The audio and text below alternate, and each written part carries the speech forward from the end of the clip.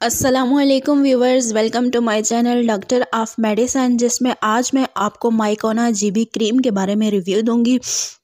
ये क्रीम क्या होती है, क्या इसका यूज़ होता है और क्या इसके साइड इफ़ेक्ट्स होते हैं, ये सब जानते हैं इस वीडियो में। लेकिन उससे पहले सब देखने वालों से ये गुजारिश है, जो हमारे चैनल पे न्यू है वीडियो को लाइक करें, शेयर करें, सब्सक्राइब करें, बेल के आइकन पे क्लिक करें ताकि हर नई आने वाली वीडियो का नोटिफिकेशन आपको मिलता रहे। Thank you so much. बात करते हैं माइकोना जीबी क्रीम के बारे में। ये 10 ग्राम्स में अवेलेबल होती है।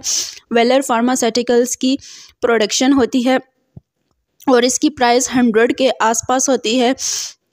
This cream is a remarkable combination of betamethasone, valerate, gentamicin sulphate and miconazole nitrate. ये कंपाउंड्स इसके अंदर पाए जाते हैं। Mycona GB cream comes in a convenient 10 gram के पैक में अवेलेबल होती है। Design to bring you targeted skin care in a compact package.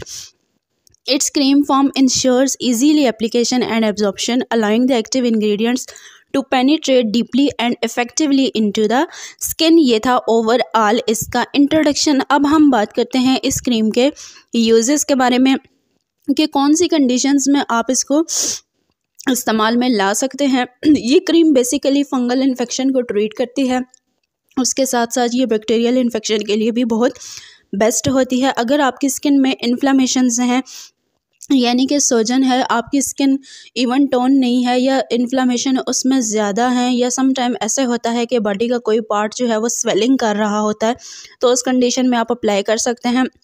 उसके अलावा अगर आपको रेडनेस हो जाती है फेस पे, हाथों पे या कहीं भी, उस कंडीशन में भी आप इसको अप्लाई कर सकते हैं। अगर आपको ख़ारिश रहती है जिस्म के किसी भी हिस्से में, ख्वाह फेस पे भी अगर दाने बन जाते हैं, साथ ख़ारिश भी है, तो उन कंडीशन में भी आप इसको अप्लाई कर सकते हैं।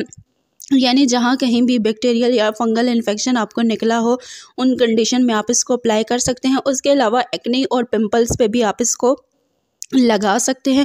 ओवरऑल स्किन से रिलेटेड जितने इश्यूज़ होते हैं, जिसमें ख़ारिश हो, आपको दर्द हो रहा हो, इन्फ्लामेशंस हो, या आपकी स्किन जलती हो, या आपको रेड रैशेज़ निकले हों, या आपकी स्किन रेड हो या दाने हों, इन तमाम कंडीशंस में आप इसको अप्लाई कर सकते हैं। अप्लाई करने का तरीकाकार ये है कि आपने इसको 25 से 30 मिनट अपने फेस पे ज़्यादा मकदार में लगाना है, या जो अफेक्टेड एरिया है वहाँ पे आपने इसको लगा के फिर रिमूव कर देना है।